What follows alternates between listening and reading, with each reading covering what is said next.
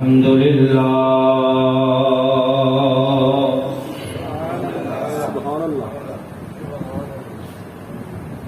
الحمد لله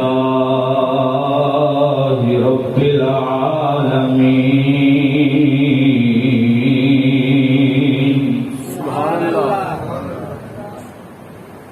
والعاقبة للمتقين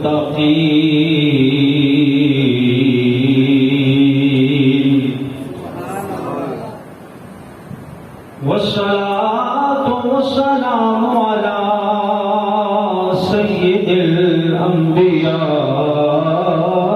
والمرسلين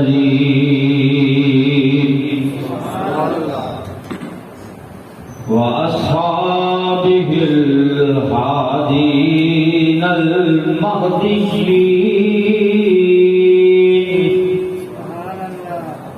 وعلى آله الطيبين الطاهرين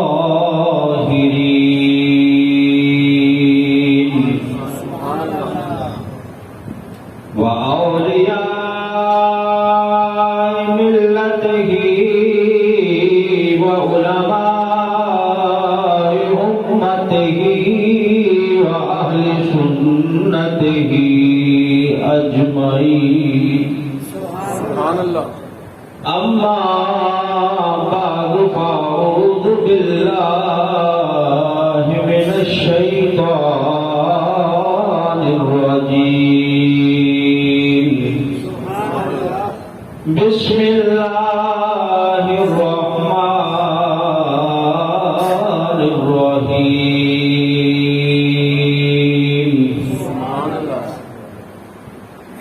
واذكر في الكتاب إبراهيم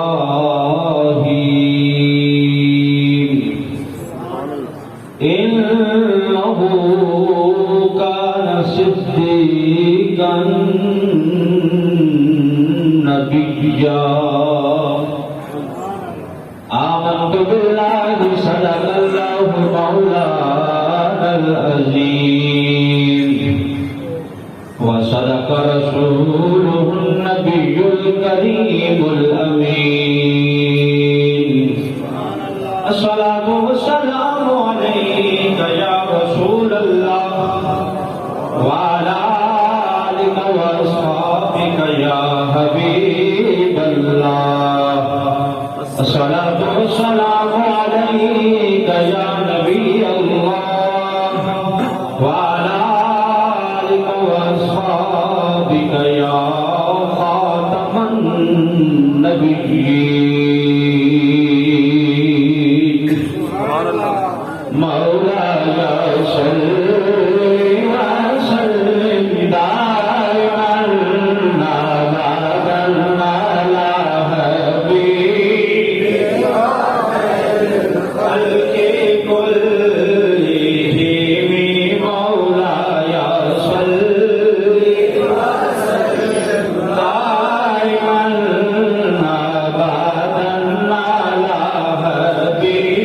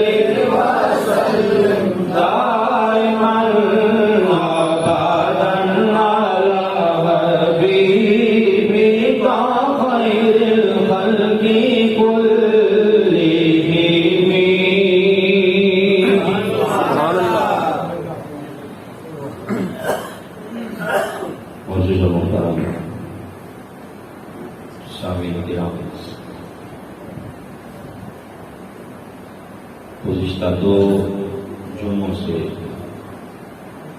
حضرت ابراہیم خلیل اللہ علیہ السلام کا تذکرہ جاری ہے. ان کا ذکر خیر ہم کر رہے ہیں اور سن رہے ہیں، کیونکہ اللہ رب العزت نے ارشاد فرمایا ہے کہ وَاذْكُرْ فِي الْكِتَابِ إِبْرَاهِيمَ، کتاب میں ابراہیم کا ذکر یاد کرو. إِنَّهُ كَانَ صِدِّيقًا نَبِيًّا، وہ ابراہیم جو اللہ کے سچے پیغمبر تھے. اللہ فرماتا ہے کہ ان کا تذکرہ کرو، ان کا ذکر کرو. تو اللہ کے حکم کی تعمیر کرتے ہوئے ہم حضرت ابراہیم خلیل اللہ جد الانبیاء آپ کا ذکر خیر کر رہے ہیں.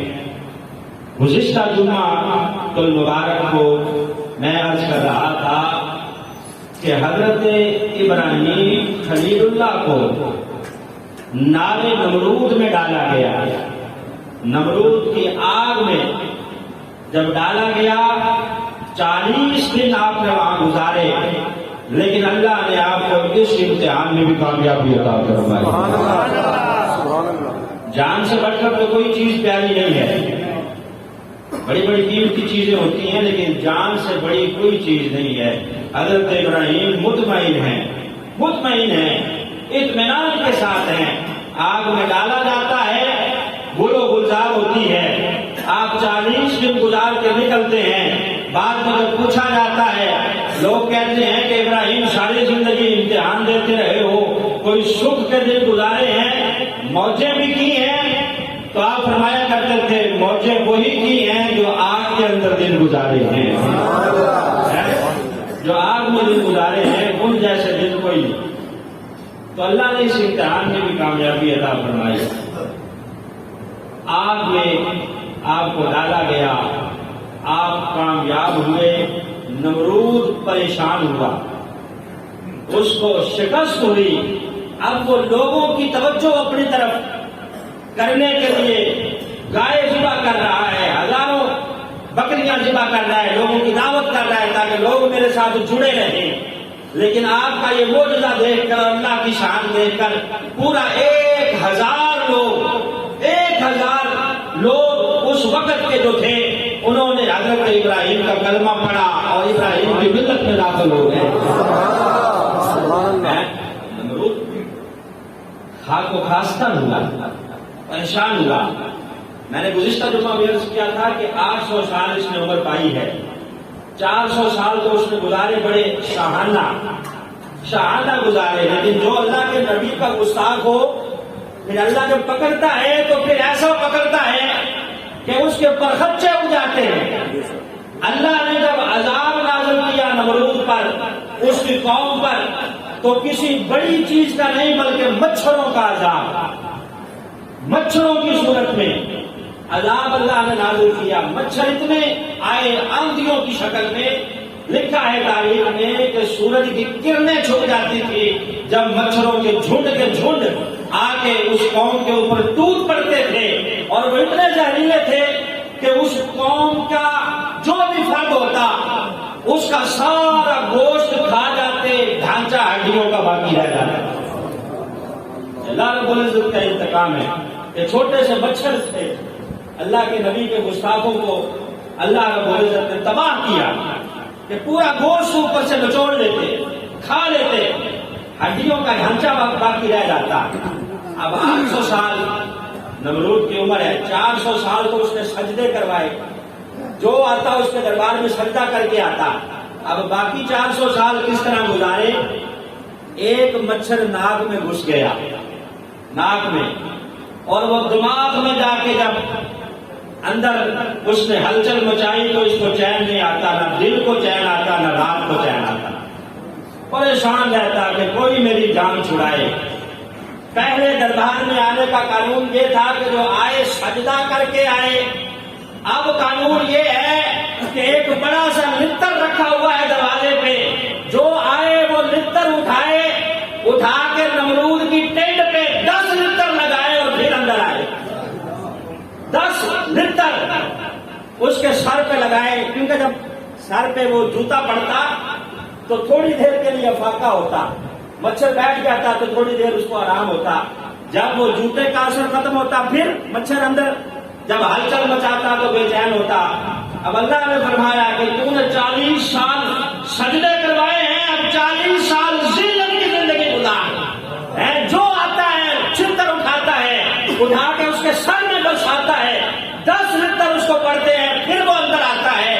اللہ نے گویا بتا دیا کہ جو نبی کا ادب کرتا ہے جوتا اس کے پاؤں میں رہتا ہے، اگر نبی کا گستاخ بن جاتا ہے جوتا پاؤں سے نکل کر سر پہ برسنا شروع ہو جاتا ہے۔ جوتا ویسے پاؤں کی چیز ہے نا، لیکن جو نبی کا گستاخ ہے جوتا پھر پاؤں میں نہیں جاتا، پھر اس کے سر پہ برستا ہے۔ ذلت کی زندگی، مر گیا نمرود، ختم ہو گیا، اس کا نام و نشان مٹ گیا۔ حضرت ابراہیم کا نام آج بھی زندہ ہے، قیامت تک زندہ رہے گا۔ ہر امتحان میں اللہ نے کامیابی عطا فرمائی۔ اب یہاں سے یہ جو امتحان دیا تو یہاں سے اب آپ نے کامیاب ہونے کے بعد اس وطن کو چھوڑنے کا ارادہ کیا کہ یہاں سے آگے کہیں سفر کروں، تو آپ یہاں سے نکلے، اپنے چچا ہاران کے پاس پہنچے، ہاران کے پاس پہنچے ان کے گھر، تو وہاں جا کر آپ نے رہائش اختیار کی، کچھ عرصہ وہاں رہے۔ آپ کے چچا نے خوش ہو کر اپنی بیٹی جناب سارہ رضی اللہ تعالیٰ عنہ کا نکاح انتصاب کر دیا، حضرت سارہ کے ساتھ نکاح کر دیا حضرت ابراہیم علیہ السلام کا، شادی ہو گئی حضرت ابراہیم کی۔ اب دونوں میاں بیوی میں معاہدہ ہوا۔ حضرت سارہ کہنے لگی کہ میں آپ کی بات مانتی رہوں گی، آپ میری بات مانتے رہنا، میں آپ کی بات نہیں ٹکراؤں گی اور آپ میری بات نہ ٹکرانا۔ یہ وعدہ ہو گیا کہ دونوں ایک دوسرے کی بات مانیں گے۔ اب شادی کے بعد یہاں سے دونوں نے آگے سفر کا ارادہ کیا، حضرت ابراہیم اور آپ کی بیوی جناب سارہ رضی اللہ تعالی عنہا۔ اب یہاں سے یہ چلے کہاں؟ فلسطین کی طرف۔ راستے میں مصر آیا اور مصر کا بادشاہ بڑا ظالم بادشاہ تھا۔ اس کی رعایا میں جو بھی خوبصورت خاتون آتی اس نے اپنے فوجیوں کو حکم دے رکھا تھا کہ اسے پکڑ کے میری دربار میں پیش کیا جائے۔ وہ اس کے ساتھ بد کلامی بھی کرتا اور اس کے ساتھ تنفیری بھی کرتا، زنا کرتا، مکالہ کرتا۔ جو بھی خوبصورت خاتون باہر سے آتی پکڑ کے اس کے دربار میں پیش کیا جاتا۔ اب فوجیوں کو خبر ہوئی کہ ایک جوڑا آیا ہے باہر سے، حضرت ابراہیم اور ان کی بیوی جناب سارہ، اور حضرت سارہ رضی اللہ تعالیٰ عنہ اس وقت کائنات کی سب سے زیادہ خوبصورت بیوی تھی، سب سے زیادہ خوبصورت، حسین و جمیل۔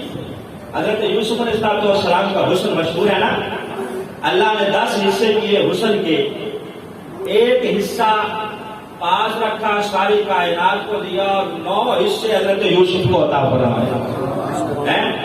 اتنے حسین تھے کہ جب آپ کے علاقے میں قحط پڑا تو حکم ہوا کہ یوسف چہرے سے نقاب ہٹاؤ۔ پہلے آپ نقاب ڈال کے رکھتے کیونکہ کوئی آپ کے چہرے کو دیکھ نہیں سکتا تھا، تاب نہیں لا سکتا تھا۔ میں یوسف چہرے سے نقاب ہٹا کر بازار مصر میں بیٹھ جاؤ، جو تمہارا چہرہ دیکھ لے گا 3 مہینے اس کو بھوک ہی نہیں لگے گی۔ 3 مہینے نہ اسے بھوک لگتی نہ کوئی اور اسے یہ تکلیف ہوتی جو حضرت یوسف کا چہرہ بالمشافہ دیکھ دیتا۔ تو حضرت یوسف کا جو حسن ہے حضرت سارہ کی میراث ہے، نہیں سمجھے بات آپ؟ حضرت سارہ کی میراث ہے، ان کی اولاد میں سے حضرت یوسف علیہ السلام ہے۔ حضرت سارہ رضی اللہ تعالیٰ عنہ حسین و جمیل خاتون، جب یہ جوڑا پہنچتا ہے بادشاہ کو خبر ہوتی ہے، بادشاہ کے سپاہی پکڑتے ہیں، پکڑ کے حضرت سارہ کو پیش کر دیتے ہیں بادشاہ کے پاس۔ اب حضرت ابراہیم باہر کھڑے ہیں، دعا مانگ رہے ہیں، یا اللہ میری عزت تیرے سپرد ہے، یا اللہ جو تو نے مانگا ہے میں نے دیا جو امتحان تم نے مانگا یا اللہ میں نے کبھی نہ نہیں کی، یا اللہ میرا بھی سوال ہے لاج رکھ لینا۔ اور قرآن میں حضرت ابراہیم کی دعائیں موجود ہیں، جتنی دعائیں حضرت ابراہیم نے مانگی ہیں اللہ نے ساری قبول فرمائی ہیں، کیونکہ انہوں نے بھی پھر انتہا نہیں نہ کی تو اللہ نے بھی پھر انتہا نہیں کی۔ ہمیں تو قیمت پہنتی نہیں، کچھ دکھ بھی تو سہنا پہنتا ہے، قطرے میں موتی بن نہیں قیدا میں رہنا پہنتا ہے۔ حضرت ابراہیم علیہ السلام نے تو پھر دکھ دیکھے ہیں، اب اللہ جب نوازتا ہے تو پھر اپنے بندوں کو ایسے نوازتا ہے۔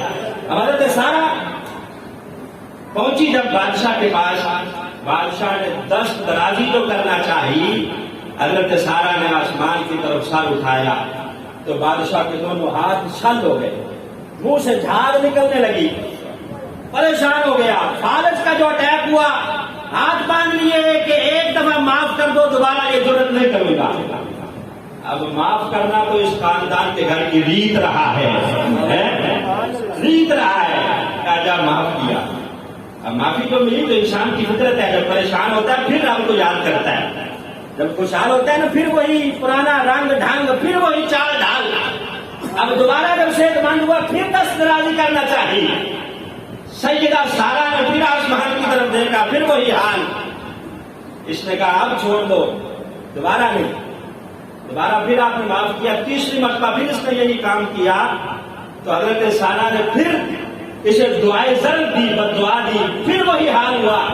اب چوتھی مرتبہ راہ راست پہ آ گیا، کہنے لگا نہیں ہے، کہا جاؤ میں نے تمہیں آزاد کیا۔ اور ساتھ ہی حضرت ہاجرہ رضی اللہ تعالی عنہا جو بادشاہ کے پاس پہلے سے موجود تھی، کیسے موجود تھی؟ آپ کی شہزادی تھی، تب کی بادشاہوں کی شہزادی۔ اس بادشاہ نے وہ ملک فتح کیا تھا تو انہیں قید کر کے اپنے ساتھ لے آیا تھا، لیکن حضرت ہاجرہ پہ بھی یہ قابو نہیں پا سکا تھا۔ حضرت ہاجرہ بھی پاک باز خاتون تھی، ویسے بھی ویسے اس کے پاس موجود تھی۔ اس نے کہا کہ یہ بی بی میرے پاس ہے، میرے کسی کام کی نہیں ہے، جا تجھے آزاد کرتا ہوں۔ اور یہ جو خاتون ہے ہا اجر، کیا کہا؟ ہا اجر، یہ تیرا اجر ہے، میں تجھے اجر کے طور پہ دیتا ہوں، اسے بھی ساتھ لیتی جا اور تو بھی آزاد ہے۔ حاجرہ کو کیا کہا؟ ہا اجر، یہ میرا اجر ہے، ہا اجر۔ آگے چل کے حاجرہ بنا، تخفیف ہوئی، حاجرہ بنا۔ اب حضرت حاجرہ اور جناب سارا دونوں بادشاہ کے کمرے سے نکلی حضرت ابراہیم کے پاس۔ حضرت ابراہیم مطمئن ہے، پتا ہے کہ اللہ رب العزت جو ہے وہ دیکھ رہا ہے، اور رب وہ ہے کہ جس نے کبھی کام نہیں لگنے دی تو ہاتھ کیسے لگنے دے گا۔ مطمئن بیٹھے ہیں۔ ادھر دونوں خواتین آ گئی، حضرت سارا نے بتایا کہ اس طرح اللہ رب العزت نے مدد فرمائی ہے اور یہ حاجرہ بادشاہ نے ہمیں تحفے میں دی ہے، میری کنیز اسے بنا دیا ہے۔ کہا اچھا چلو۔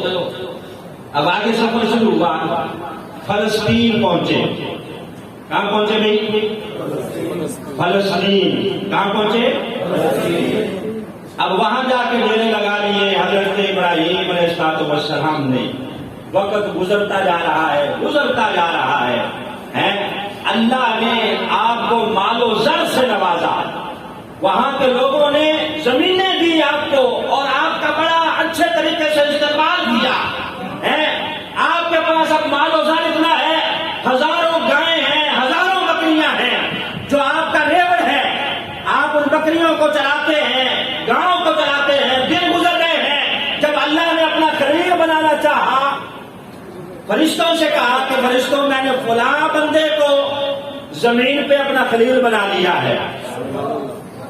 اب فرشتوں کی آل پارٹیز کانفرنس ہوئی، اے پی سی منعقد ہوئی فرشتوں کی۔ فرشتوں نے اب مشورہ کیا کہ اللہ نے اس بندے کو خلیل کیوں بنایا ہے؟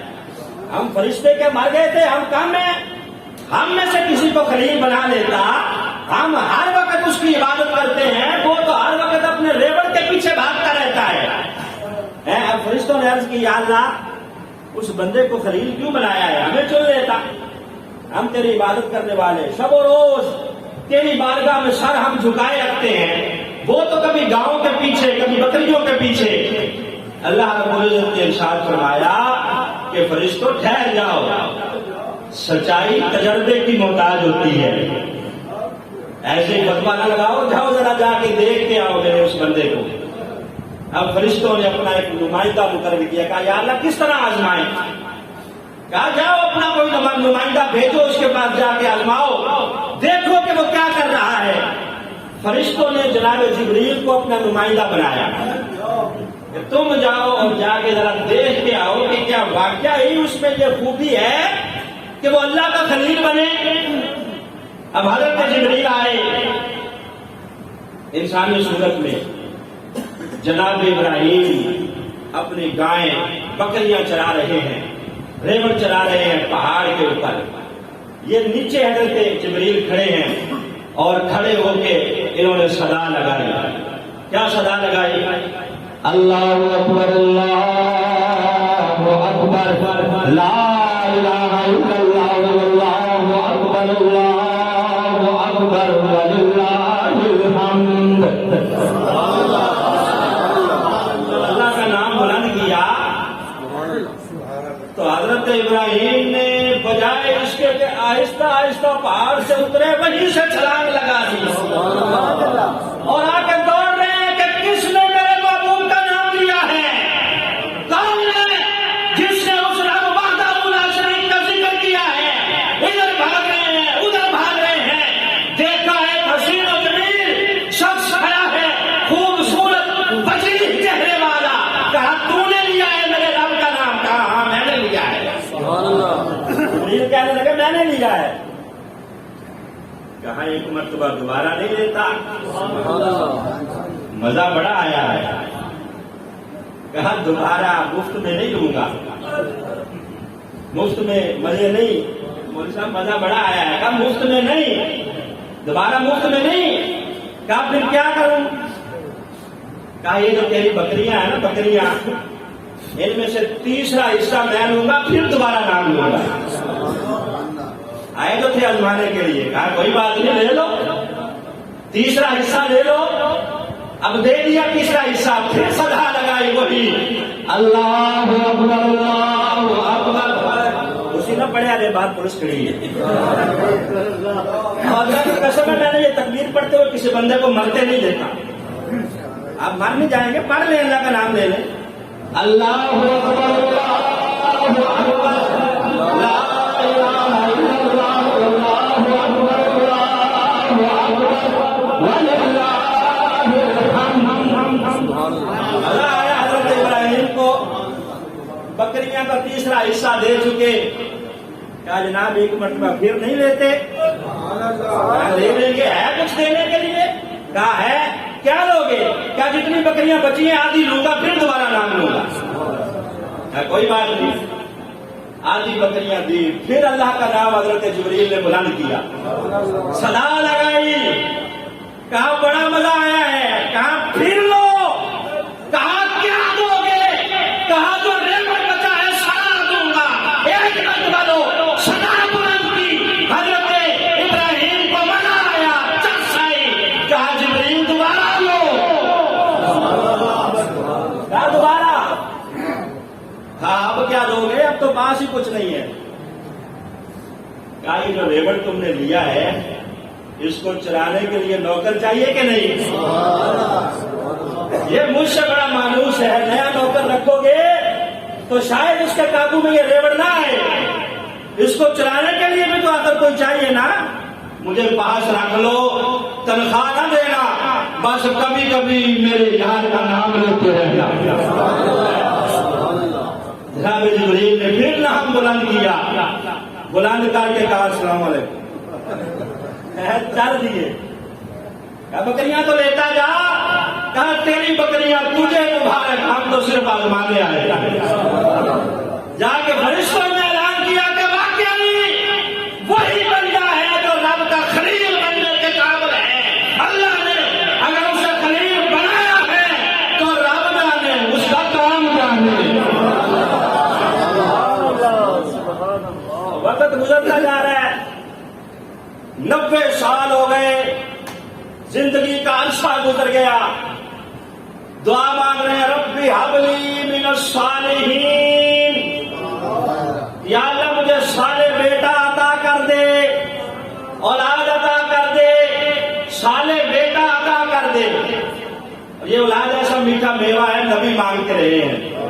کبھی حضرت زکریا مانگ رہے ہیں یا اللہ نبوت کا وارث دے دے، یا اللہ مجھے اولاد دے دے، اور کبھی حضرت ابراہیم مانگ رہے ہیں۔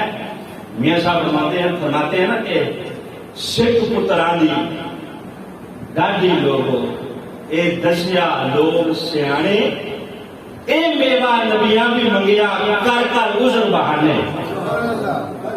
یہ تو میوہ اللہ کے نبی بھی مانگتے رہے ہیں۔ یہ سکھ کی ایسی ہے پتروں کی کہ اسے تو اللہ کے پیغمبر مانگتے رہے ہیں۔ ایک دن جناب سارا کہنے لگی کہ ہے اللہ کے نبی مجھ سے تو اولاد نہیں ہو رہی، یہ جو خادمہ ہے میری حاجرہ، ان سے نکاح کر لو، اللہ بیٹا عطا کر دے گا، اولاد دے دے گا۔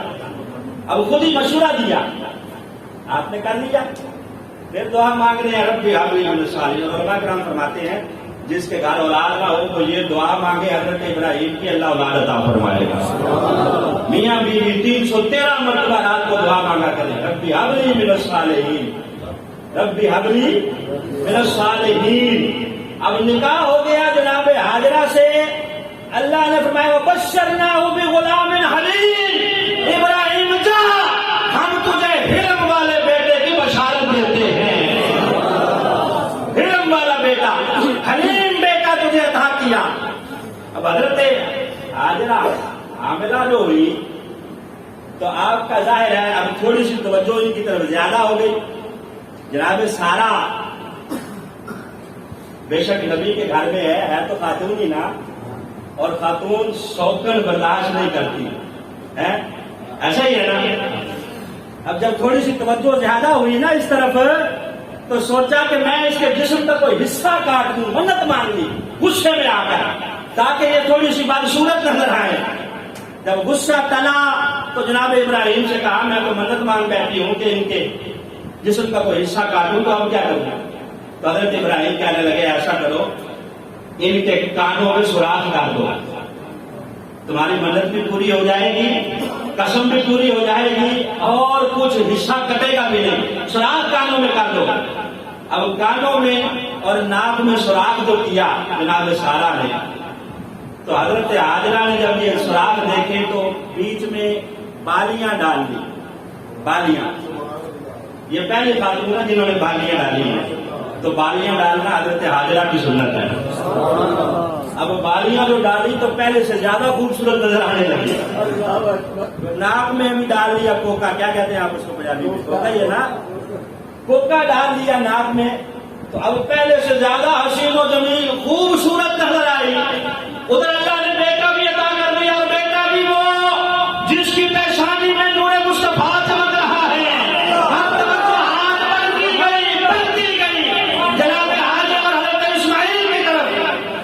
ادھر حضرت سارہ رضی اللہ تعالیٰ عنہا ایک دن جلال میں آئی اور کہنے لگی ان دونوں کو لے جاؤ، لے جاؤ میری آنکھوں سے دور، وہاں لے جاؤ جہاں نہ دانا ہو نہ پانی ہو، جہاں نہ آب ہو نہ دانا ہو نہ پانی ہو، کچھ بھی نہ ہو، صحراؤں میں لے جاؤ اور لے جا کے اسے چھوڑاؤ، اس ماں کو بھی لے جاؤ، اس کے بچے کو بھی لے جاؤ۔ سارا کی طرف سے جب زور ہوا اس مطالبے کا تو آسمان کی طرف دیکھا، یا اللہ کیا کروں؟ کہا میری بھی رضا اسی میں ہے، لے جا۔ اچھا، اب لیا دونوں کو وہاں سے، فلسطین سے چلے، حضرت حاجرہ اور جناب اسماعیل کو ساتھ لیا، تھوڑے سے ستو کھجوریں اور تھوڑا سا پانی ساتھ لیا، اتنا لمبا سفر کیا، کہاں فلسطین اور کہاں مکہ، جہاں اللہ کا گھر بننا تھا وہاں پہنچے۔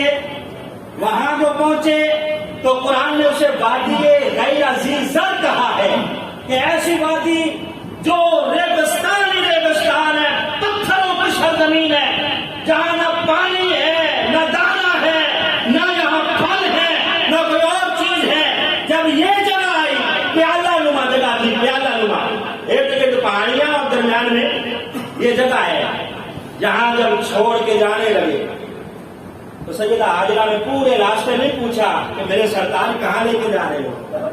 جب چھوڑ کے جانے لگے دامن پکڑ لیا. کہاں جا رہے ہو چھوڑ کے؟ چلے جاؤ لیکن اتنا بتا جاؤ کہ ہمارا قصور کیا ہے. اس صحرا میں کس کے سہارے چھوڑے جا رہے ہو؟ حضرت ابراہیم خاموش. دوسری مرتبہ پھر پوچھا کہ میرے سرکار کیوں چھوڑ کے جا رہے ہو؟ بتاتے جاؤ. جانے والے ہماری محفل سے چاند تاروں کو ساتھ لیتا جا. ہم کانٹوں سے نبھا کر لیں گے، تو بہاروں کے ساتھ لیتا جا. لیکن بتاتا تو جا کیوں رہا ہے؟ کیوں چھوڑ کے جا رہے ہو؟ تیسری مرتبہ سیدہ حاجرہ نے سوال بدل دیا. اچھا یہ بتاؤ کہ خود چھوڑ کے جا رہے ہو یا تمہارے رب کی مرضی ہے؟ اب حضرت ابراہیم نے ہاتھ آسمان کی طرف کیا، کہا تیری جیسی وفا شعار بیوی اور یہ بچہ جو 90 سال کی عمر میں اللہ نے دیا ہے اور مانگ مانگ کے دیا ہے، کس کا دل کرتا ہے میں یہاں چھوڑ کے جانے کو؟ رب کعبہ کی قسم ہے اسی رب کی مرضی ہے جس نے مجھ سے امتحان لیے ہیں. یہ ایک اور امتحان ہے. کہا اچھا تیرے رب کی مرضی ہے تو پھر بے فکر ہو کے جا، وہ رب ہمیں ضائع نہیں ہونے دے گا. اگر رب کی مرضی ہے تو پھر پیچھے مڑ کے نہ دیکھنا. اگر اس کے سہارے پہ چھوڑ کے جا رہا ہے تو اس کے سہارے پہ جو ہوتا ہے وہ اسے ضائع نہیں ہونے دیتا، وہ ہمیں ضائع نہیں ہونے دے گا. بے فکر ہو کے جا، پریشان نہیں ہونا، پیچھے مڑ کے نہیں دیکھنا، اللہ خیر کرے گا. اب حضرت ابراہیم وہاں سے تو ہٹے، ہٹ کے پہاڑ کے اوٹ لی، پہاڑ کے پیچھے چھپ کے ہاتھ اٹھا لیے.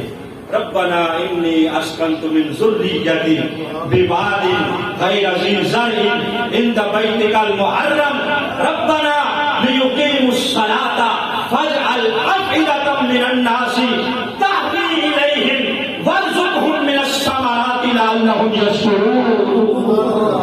دعا مانگتی کہ یا اللہ میں ان دونوں کو یہاں بسا کے جا رہا ہوں اور میرا کوئی رشتہ دار یہاں نہیں ہے، صرف تیرے سہارے چھوڑ کے جا رہا ہوں. میں جا رہا ہوں، اب ڈیوٹی تیری ہے، تو لوگوں کے دلوں کو ان کی طرف مائل کر دینا. وارزقهم من الثمرات، اور یا اللہ انہیں پھلوں کا رزق عطا کرنا. پھلوں کا رزق ہے. اب رزق بھی مانگا ہے تو دال روٹی نہیں مانگی، کیا مانگا ہے کہ پھل دینا. ہائے ہائے اب فطرت حیران ہے، پریشان ہے کہ کہاں کھڑے ہیں اور کیا مانگ رہے ہیں. اور یہاں تو پھلوں کا نام و نشان نہیں ہے. پھل وہاں ہوتے ہیں جہاں زرخیز زمین ہوتی ہے، زمین کے نیچے پانی ہوتا ہے، جہاں پیڑ ہوتے ہیں، جہاں پودے ہوتے ہیں وہاں پھل لگتے ہیں. توجہ بھائی، یہ بچوں کو بٹھا دے مجھے مل کر. پھل تو وہاں ہوتے ہیں جو زرخیز زمین ہو، جہاں تو ٹیلے ہی ٹیلے ہیں، پتھر ہی پتھر ہیں، سڑے ہوئے پہاڑ ہیں، نیچے پانی نہیں. اور اللہ کا نبی مانگ کر رہا ہے یا اللہ نے رزق دینا تو پھلوں کی صورت میں دینا. قدرت مسکرائی کہ یہ نہ دیکھو کہ کیا مانگ رہا ہے، یہ دیکھو کون مانگ رہا ہے، کس سے مانگ رہا ہے.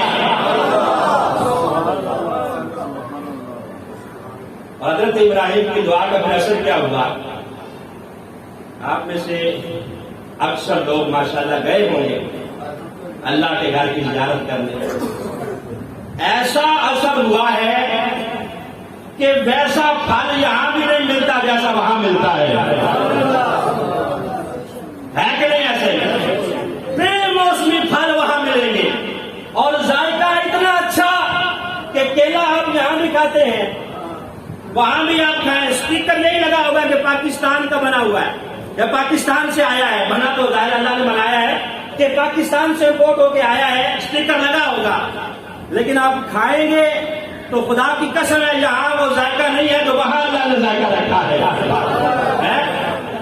وہاں جہاں درخت ہی نہیں ہے پھلوں کے، ساری دنیا سے پھل وہاں پہنچتے ہیں اور اپنے ملکوں میں اتنے لذیذ نہیں ہوتے جتنے وہاں ہوتے ہیں.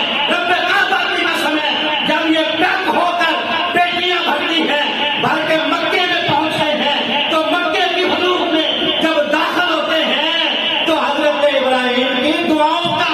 شامل ہو جاتا ہے۔ تکبیر، نعرہ رسالت، نعرہ رسالت، نعرہ تحقیق۔ وارزقہم من الثمرات، یہ حضرت ابراہیم کی دعاؤں کا اثر ہے کہ لذیذ پھل وہاں دستیاب ہوں گے، ہیں؟ تو حضرت ابراہیم علیہ السلام نے اب دعا مانگی، مانگ کے چل دیے، ماں ہے اور بچہ ہے، تھوڑا بہت جو توشہ تھا وہ ختم ہو گیا ہے۔ اب دھوپ نے جو سر نکالا سورج میں، شدت کی صحرا میں دھوپ جو پڑی، اب بچہ جو ہے وہ ہونٹوں پہ زبان پھیر رہا ہے، ماما دے دل نرم گلابوں کدے نہ سہن جدائی، پترا دے لکھ عہد چھپاون کدے نہ کرن بھلائی۔ ماں کا دل تو بڑا نرم ہوتا ہے، بڑا نرم دل ہے۔ اب ماں دیکھ رہی ہے کہ کچھ بھی نہیں ہے، پانی ہے کوئی نہیں، چھاتی سے لگاتی ہوں تو سیلا سڑ رہا ہے دھوپ کی وجہ سے، بچہ زبان پھیر رہا ہے، لٹا دیا۔ اب تلاش آگ میں نکلی سیدہ ہاجرہ، کبھی صفا جاتی ہیں کبھی مروا جاتی ہیں، حفیظ جلندری نقشہ کھینچتے ہیں۔ آپ فرماتے ہیں کبھی اس سمت جاتی تھی کبھی اس سمت جاتی تھی، نظر بچے سے ہٹتی تھی تو فوراً لوٹ آتی تھی،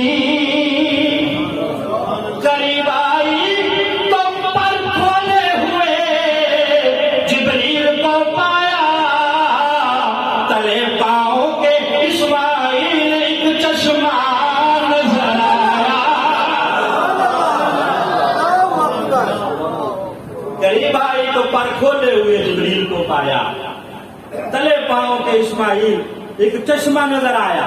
حضرت اسماعیل نے جو دیکھا کہ اماں دوڑ رہی ہے، میری وجہ سے دوڑ رہی ہے، میری وجہ سے دوڑ رہی ہے، میں نبی کا بیٹا ہوں، خود بھی نبی ہوں، اور میری اولاد میں نبی آخر الزمان پیدا ہوگا، کیوں نہ میں اس صحرا میں ایسا ٹوبل لگا دوں جو کبھی نہ ختم ہو، نہ مکے نہ سوکے، اور نہ ہی اس کا پانی ختم ہو۔ آپ نے ایریا رگڑنا شروع کی تو اللہ نے وہیں سے حضرت اسماعیل کے پاؤں کی برکت سے آب زمزم کا چشمہ جاری کروا دیا۔ صحرا میں ٹوبل ایسا لگایا ہے حضرت اسماعیل نے کہ پانی ختم نہیں ہو رہا ہے۔ اللہ فرما رہا ہے جاری ہو، نکل۔ ادھر حضرت ہاجرہ آئی ہے، واپس آ کے دیکھا پانی بڑی شدت کے ساتھ زور کے ساتھ نکل رہا ہے۔ اب آپ دیکھیں کہ پانی منہ کی طرف نہیں آ رہا بلکہ پاؤں میں ہی ہے، لیکن نکل رہا پوری شدت کے ساتھ ہے۔ پانی بھی اللہ کے نبی کا ادب کر رہا ہے، ورنہ بچہ کتنا ہوگا کہ وہ سکتا ہے جتنی شدت سے نکل رہا ہے، لیکن پاؤں کی طرف ہی ہے، چہرے کی طرف نہیں آ رہا۔ حضرت ہاجرہ آئی، آ کے دیکھا پانی بڑھتا جا رہا ہے۔ آپ نے ارد گرد اٹھائے بٹے پتھر اٹھا کے ارد گرد رکھ کے مڈیر بنا دی، مڈیر بنائی۔ جب پھر بھی دیکھا کہ پانی پھیل رہا ہے تو فرمانے لگی یا ماء زمزم زمزم زمزم، او پانی ٹھہر جا ٹھہر جا ٹھہر جا، یا ماء زمزم ٹھہر جا۔ سیدہ ہاجرہ کی زبان سے نکلا زمزم، اور زمزم کا معنی ہے ٹھہر جا، رک جا، سٹاپ سٹاپ سٹاپ۔ اللہ کی ولیاں ہیں جن کی زبان سے نکلا ہے پانی، وہی رک گیا۔ اب پانی حیران ہے، اللہ فرما رہا ہے جاری ہو، بندی کہہ رہی ہے رک جا۔ آواز آئی کہ جاری بھی رہے اور رکا بھی رہے، نئی بات سمجھے، بات میری بھی مان، میری بندی کی بھی مان، جاری بھی رہے رکا بھی رہے۔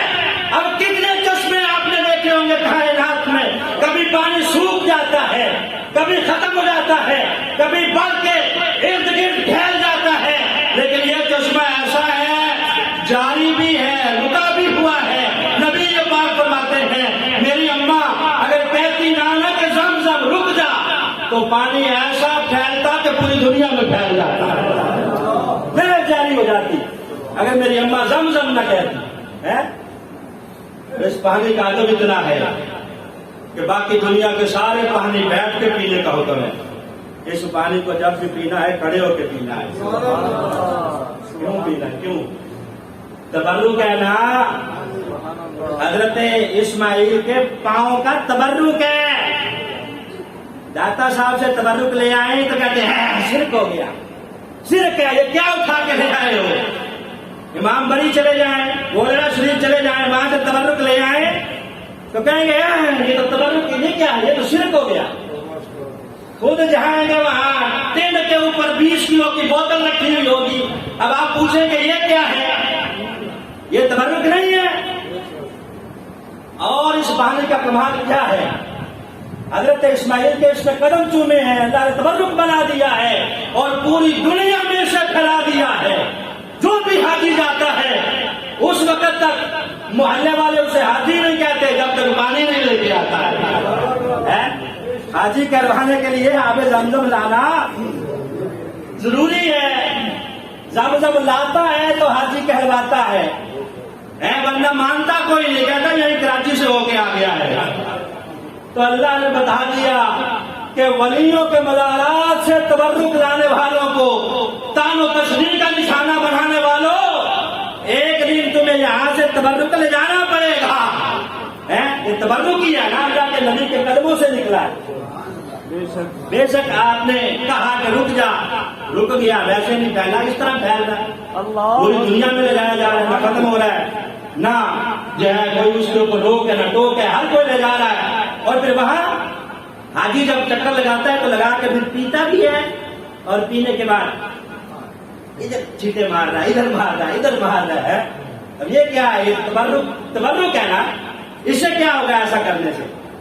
جہاں بھی سبیل ہوتی ہے لکھا ہوتا ہے صرف پینے کے لیے، اونلی فار ڈرنک، صرف پینے کے لیے، لیکن یہ باہر پانی ہے، آب زمزم پی بھی رہے ہیں اور حاجی بھر بھر کے اپنے سارے بھی ڈال رہے ہیں، چھینٹے ڈال رہے ہیں، کوئی روک نہیں رہا، نہ روک ہے نہ ٹوک ہے۔ اس میں اللہ نے ایسی تاثیر رکھی ہے، نبی پاک فرماتے ہیں جس مرض کی نیت کر کے پی لو گے اللہ شفا عطا کر دے گا،